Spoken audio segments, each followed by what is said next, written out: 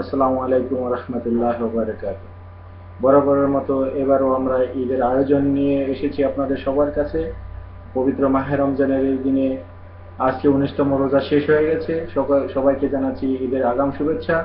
আমরা আবার শুরু করতে যাচ্ছি আমাদের এই নিয়মিত অনুষ্ঠানের মাধ্যমে আপনারা এখন যার বক্তব্য শুনলেন তিনি হলেন জাকের পার্টির একজন স্বনামধন্য ব্যক্তিত্ব, যিনি জাকের পার্টির জন্য অনেক মেহনত কষ্ট ক্লেশ করে থাকেন এবং তার সুবক্তব্য, তার দেওয়া বক্তব্য আমরা এখন শুনবো। এখন আপনাদের সম্মুখে বক্তব্য প্রদান করবেন মোহাম্মদ আবু জাফর মাসুদ রানা।